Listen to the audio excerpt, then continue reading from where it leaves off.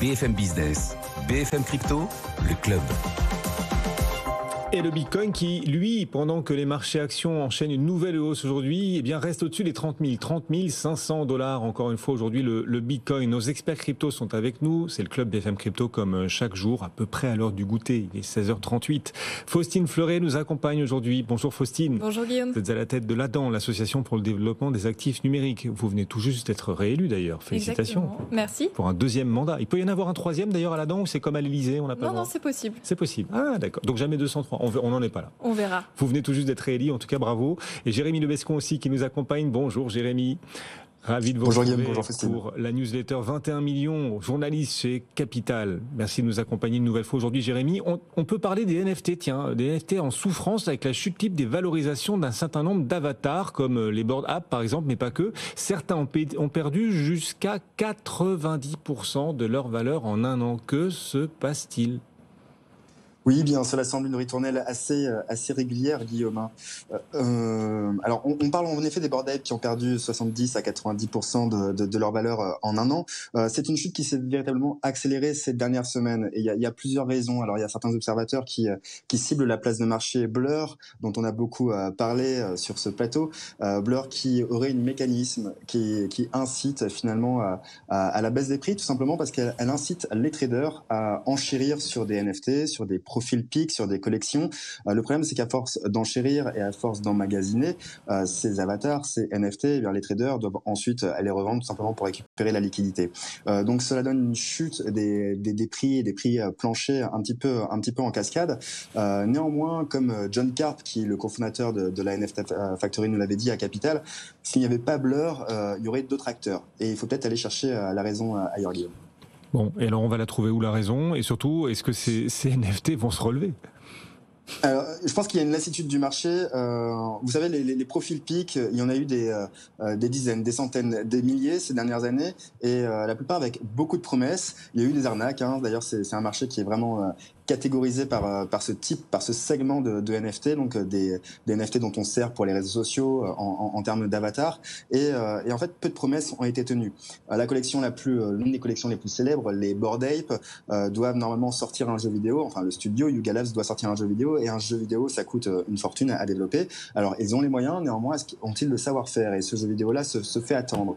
Cela se ressent du côté du marché. Puis, il y a d'autres collections qui ont, elles, dilué leur propre collection. Je pense notamment au Azuki. Alors, dites-moi si je rentre trop dans la précision, ou encore les Cool Cats, des collections qui ont en fait rajouté de nouveaux NFT, tout simplement soit pour récupérer un petit peu de trésorerie, soit pour créer un petit peu de nouveauté. Néanmoins, le problème, c'est que ça dilue l'économie de ces collections NFT, et du coup, ça dilue aussi la valeur des NFT des collectionneurs. Les collectionneurs, eux, qui aiment généralement, plutôt que leurs actifs repartent à la hausse, sont déçus et ont tendance à liquider ces collections par déception. Alors, vont-ils se relever ? C'est une bonne question. L'une des collections la plus célèbre pour moi, les CryptoPunks, eux tiennent le coup finalement en termes de valorisation. Je peux peut-être donner des valeurs d'ailleurs. Par exemple, un CryptoPunk aujourd'hui, le prix plancher c'est 50-60 000 euros. C'est pas non plus donné à tout le monde. Et un Bored Ape, ça reste aussi onéreux, c'est 60 000 euros. Et les CryptoPunks, eux, tiennent malgré cette baisse, puisque ils sont par exemple été admis au Centre Pompidou. Ils sont catégorisés comme une œuvre d'art. Et c'est peut-être même cette définition qui leur permet de tenir, puisque il y a le secteur artistique, lui, va plutôt bien dans le secteur des NFT, et c'est probablement le secteur qui ira le mieux et qui tiendra le mieux, puisque c'est un secteur qui mature. D'ailleurs, l'ex-cadre de Ledger, Jean-Michel Paillon, qui est désormais à la tête de Grail Capital, parie sur un marché qui pourrait atteindre environ 1000 milliards de dollars d'ici 2030. Je parle de l'art NFT. Donc tout n'est pas acheté, mais en tout cas pour les profils PIC qui étaient plutôt juste de la collection, ça va être compliqué. Quelques signaux positifs malgré tout. Alors vous parliez effectivement du segment artistique dans cet univers NFT, le Centre Pompidou là qui s'y met à son tour. Effectivement, c'est un signal positif, mais on en a encore d'autres, peut-être encore plus fondamentaux. Les banques privées scrutent à leur tour ce secteur. Oui, les banques privées qui ont quand même une image assez poussiéreuse. On apprend aujourd'hui, Indosuez Wealth Management, la banque privée de Crédit Agricole, l'a annoncé à Capital, le lancement d'un club très privé pour ses clients qui pourront bénéficier d'accès privilégiés et de récompenses uniques grâce à la propriété d'un NFT. Wow. La promesse, ce sont des expériences que même l'argent ne pourrait acheter. C'est une grosse nouveauté pour cette banque privée qui s'est associée d'ailleurs à deux entreprises françaises, l'une qui s'appelle MetaVRS, qui est dédiée dans la solution B2B de création de ce type d'expérience, et l'autre c'est le cabinet de conseil SIA Partners qui est quand même un gros cabinet de conseil. C'est un club qui se lance dans une époque, dans un bear market, donc ça semble être un projet auquel Indosuez Wealth Management tient énormément. Et c'est pas la seule banque privée. Parmi ces institutions, on peut aussi citer l'Arab Banks Switzerland, l'ABS, qui a lancé cette année le premier prix artistique dédié au support NFT. Il y a eu des centaines de candidatures.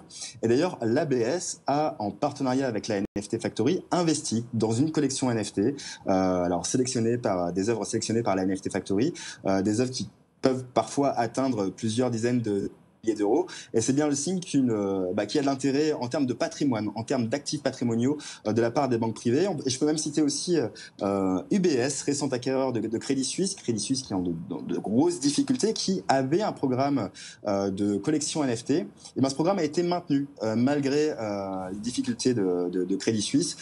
UBS a donné le feu pour que ce programme continue. Donc cela laisse penser qu'il y a véritablement de l'intérêt de la part des banques privées et donc que les NFT ne sont pas morts, contrairement à ce qu'on peut souvent entendre. Effectivement, on va continuer de parler de tout cet univers, bien évidemment. On est au cœur du club BFM Crypto, il est 16h44, peut-être un peu plus tard, si vous nous suivez, que vous nous découvrez en replay. Faustine, on est en train d'essayer de mesurer tout ce que le Web3 a dans le ventre, tout ce que le Web3 peut apporter au monde. On parlait là des NFT, bien sûr, on parle d'autres thématiques jour après jour aussi.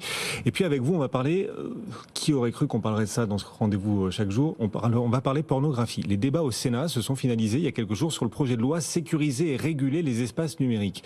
Et l'ADAN, que vous présidez donc, a été mobilisé sur 2 articles de ce texte, dont l'un sur la vérification d'âge sur les sites diffusant des contenus pornographiques. Que vient faire le Web3 là-dedans ? Effectivement, ça fait partie des missions de l'ADN d'expliquer à quel point le Web3 c'est large, ce sont des cas d'usage très différents et notamment non financiers, et qu'il y a des opportunités finalement dans un ensemble assez vaste de segments économiques.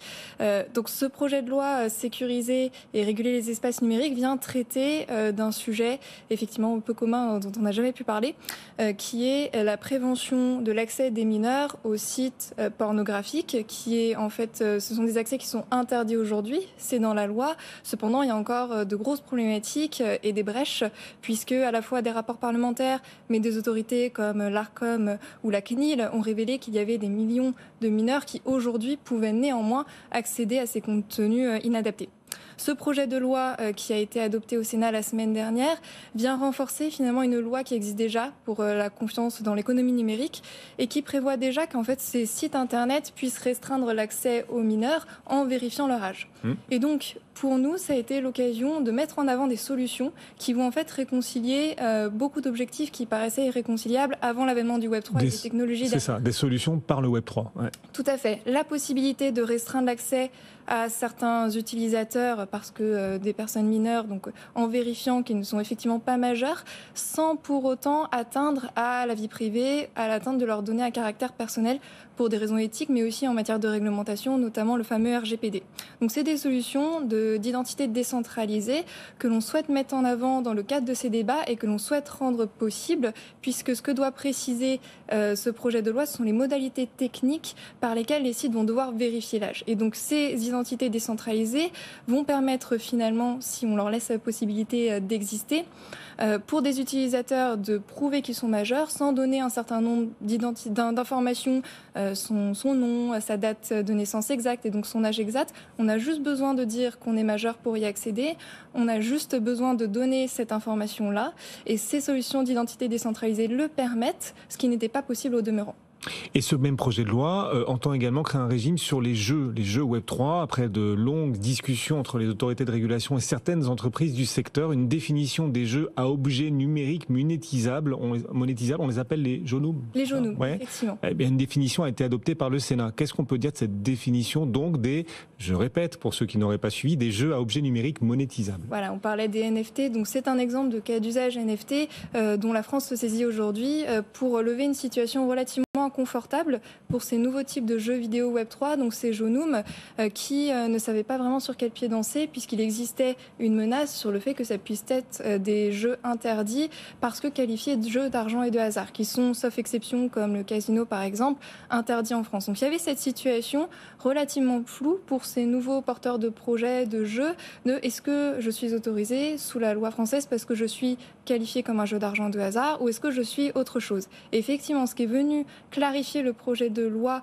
et ce qui est relativement favorable pour l'émergence de ce nouvel écosystème, c'est qu'il existe des nouveaux jeux, donc on appelle les JONUM, qui sont maintenant clairement définis et qui, dans la mouture adoptée au Sénat, puisque les débats doivent continuer, sont autorisés pour une durée de 3 ans. Donc les débats vont devoir continuer, c'est-à-dire que le Sénat a adopté cette définition, a adopté cette autorisation expérimentale, mais qu'à la rentrée, les députés vont devoir confirmer ou non cette approche favorable au développement de cette nouvelle économie.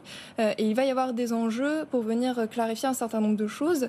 Ce régime est très pertinent pour la maîtrise de ces nouveaux risques et en s'adaptant aux spécificités technologiques, mais il faut veiller à capter un périmètre vraiment pertinent, donc c'est-à-dire ni trop d'acteurs, ni pas assez. Il n'est pas question de créer des brèches pour des jeux qui seraient au demeurant interdits et qui se serviraient par exemple du prétexte d'être Web3, de faire du Web3 washing pour finalement devenir autorisés alors qu'ils n'ont pas à l'être. Oui, c'était effectivement l'un des risques. Oui, c'est par ces jeux-là que vous êtes entré dans l'univers Web3, par exemple, ces jeux actionnant, faisant appel à des NFT, Jérémy. Non, plus sérieusement, enfin, on imagine effectivement que c'est par ces jeux que la démocratisation du Web3 se fait, notamment auprès des jeunes, mais pas que. Comment est-ce que vous voyez l'avenir, ce marché-là des jeux recourant aux NFT et leur potentiel de développement pour la suite? Après, c'est véritablement un marché à part et vous avez raison. Par exemple, Sorare, pour ne citer que, a véritablement contribué à la démocratisation du concept de NFT et sans même citer le mot NFT. Après, je pense que, quoi qu'il en soit, il faut arrêter de mettre ce mot NFT et de le criminaliser, entre guillemets. En fait, fondamentalement, c'est qu'un support. Et des achats dans les jeux, des purchases in-game, ça a toujours existé. Et même si on ne parlait pas de NFT, là, la différence, c'est qu'il y a un marché secondaire et qu'il peut y avoir de la spéculation. Moi, je pense qu'il est temps, en effet, qu'on clarifie vite les règles. Mais je crois qu'il y a une demande de la part du public, de la part des joueurs, de posséder leurs actifs. Après tout, pourquoi pas, on achète des skins sur Fortnite, sauf que le jour où Fortnite décide de fermer les vannes, on a perdu les skins. Finalement, c'est la location. Là, aujourd'hui, le public a l'opportunité de devenir propriétaire, et je pense que c'est plutôt ça, en fait, finalement, de les autoriser à l'être. Donc, je pense que, en tout cas, le nouveau règlement sera le bienvenu et qu'il est temps d'être un peu plus open, un peu plus ouvert à cette idée. Jérémy, les ETF Bitcoin, les ETF spot Bitcoin vont-ils voir le jour? On sait BlackRock notamment, mais pas que, de grands institutionnels, notamment américains, sur le point effectivement de lancer leurs ETF Bitcoin. Il faut le feu vert de la SEC, du gendarme des marchés américains. Et il se trouve qu'il n'est pas impossible que la SEC se voit contrainte d'autoriser ces ETF.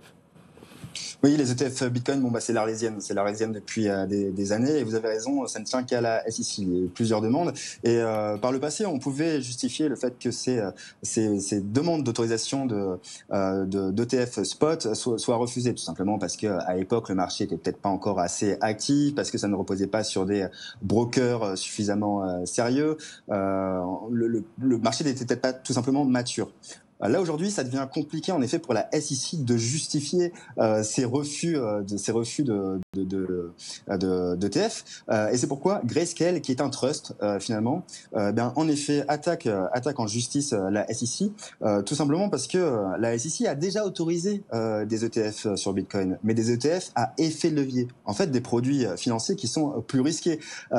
Et Grayscale se demande tout simplement pourquoi ils n'ont pas pu convertir leur trust dans un ETF spot qui, lui, est quand même, par définition, moins risqué qu'un ETF à effet de levier. particulier. Donc, même l'ancien l'ancien président de la SEC estime que ça va être compliqué de refuser à terme ces ETF Bitcoin. Bon, on le voit avec BlackRock, c'est aussi difficile de dire non à BlackRock. Et puis surtout, en fait, fondamentalement, il y a de la demande. Alors moi, je fais pas de prosélytisme pour l'investissement dans Bitcoin, mais il s'avère qu'il y a de la demande. Il s'avère qu'aujourd'hui, il y a des entreprises qui sont cotées en bourse et qui servent même d'ETF en proxy. Je pense notamment à MicroStrategy, dont la valeur est indexé sur le cours du Bitcoin. Donc aujourd'hui, ces entreprises cotées en bourse ont le droit d'avoir du Bitcoin en trésorerie. Pourquoi ne pas laisser l'investisseur, lui, investir dans des paniers régulés sur Bitcoin, donc des ETF. Aujourd'hui, la SEC a de moins en moins de réponses face à ça. Ils avaient refusé BlackRock parce que dans leur demande d'ETF, BlackRock n'avait pas véritablement identifié l'échange qui serait partenaire. Bon, l'échange maintenant, BlackRock a reformulé sa demande. Ça sera Coinbase. Coinbase est coté en bourse. Grâce à la SEC, voilà, il n'y a plus beaucoup de raisons désormais sur laquelle la SEC peut s'appuyer pour justifier ce refus, en tout cas à mon sens. Et tous ces thèmes, il en sera question lors des prochains événements qui vont continuer de nourrir, d'animer l'écosystème Web3, crypto et notamment, le 19 juillet, ce sera votre événement à l'ADAN, l'association pour le développement des actifs numériques. Faustine, le Web3 Leaders Forum. Exactement, donc mercredi 19 juillet, la semaine prochaine, au Palais Brongniart, une journée de conférence dédiée au Web3, une matinée focalisée sur les cas d'usage, un après-midi qui va revenir sur les grands sujets réglementaires et de construction de l'environnement dans lequel ces cas d'usage se développent. Donc n'hésitez pas, avant les vacances, c'est une dernière bonne piqûre de rappel pour faire le point sur ce qui s'est passé et partager la vision du Web3, de l'écosystème et de l'ADAN sur les grands enjeux pour les années à venir. Il y aura des stars. Il y aura des stars. Nous avons la chance d'avoir la présidente de l'AMF, la secrétaire générale de la CPR, la présidente de l'ANJ, bien sûr des grands noms de l'écosystème. Je pense à Eric Larchevêque, etc. Bon, une quarantaine d'intervenants, donc je ne vais pas pouvoir tous les citer. Par contre, venez tous les écouter, ça va être passionnant. Ouais. Et le patron de Ledger, effectivement, qui sera là. Et Kamory Tonkedek interviewera d'ailleurs depuis cet événement la semaine prochaine et qu'on écoutera donc avec beaucoup d'attention ici au cœur de ce club BFM Crypto. Dernière question, on en est où sur la question de la régulation face au risque de blanchiment, le financement du terrorisme, toujours ces quelques soupçons qui pèsent de la part de certains acteurs sur le Web3. Est-ce que les choses avancent? Là aussi, vous êtes au cœur des discussions. On en est où?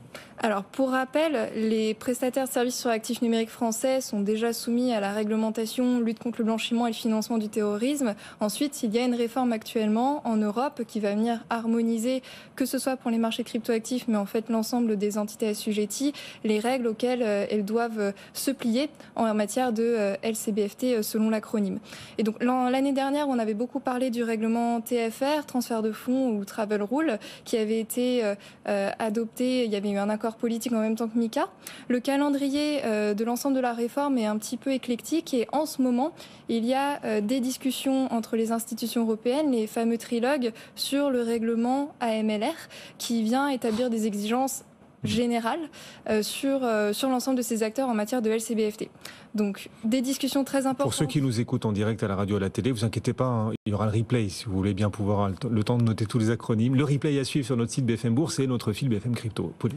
Alors sans aller dans trop d'acronymes, donc la lutte contre le blanchiment et le financement du terrorisme, un nouveau règlement AMLR qui vient harmoniser au niveau européen ces exigences auxquelles les acteurs de marché de cryptoactifs vont être soumis. Et il y a notamment des inquiétudes du secteur aujourd'hui sur le périmètre de ces règles. Du temps où on avait discuté de MiCA, il y avait déjà eu des inquiétudes. Est-ce que les opérateurs sur les NFT, est-ce que la finance décentralisée va être captée par un texte MiCA qui n'était pas adapté?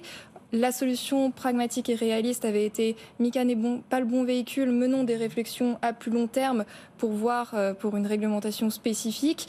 Malheureusement, on se repose la question aujourd'hui au sein des institutions européennes. Il y a encore la tentation de vouloir capter un périmètre trop large dans ce règlement AMLR et notamment sur les opérateurs de NFT et de les soumettre à des règles qui sont appropriées pour des acteurs financiers. Très clairement, il n'est pas question de revenir sur la réglementation, mais plutôt sur son champ d'application. Et donc, ces trilogues sont en cours et on saura d'ici quelques semaines qui sont les acteurs qui vont être concernés par ces règles strictes. Pour une mise en application application qu'on imagine quand ? Tout ça va dépendre de la mise en place de l'accord politique et ensuite de l'entrée en vigueur et l'entrée à application. Il y a un peu de temps à voir venir. Vous êtes au cœur de toutes ces discussions et c'est pour ça que c'est très sympa de nous en faire part ici et nous dire comment les choses avancent. Vous êtes plus qu'insider, effectivement, en tant que PDG de l'Association pour le développement des actifs numériques, l'ADAN. Faustine Fleuret qui nous accompagnait. Merci beaucoup, Faustine. Merci. Et bonne suite de discussion donc, sur toutes ces thématiques dont vous nous avez fait part aujourd'hui. Comment le Web3 peut apporter aussi des solutions au monde et sur des questions extrêmement importantes aussi. Bien sûr, on parlait là de financement du terrorisme, de blanchiment d'argent, mais aussi de l'accès des mineurs à certains sites qui leur sont interdits, comme par exemple les sites pornographiques et le Web3 qui apportent des clés, justement, des solutions pour davantage parvenir à vérifier l'âge des utilisateurs. On remercie aussi Jérémy qui était avec nous, Jérémy Lebescon. Salut Jérémy, chef de rubrique pour le magazine Capital et auteur de la newsletter 21 millions.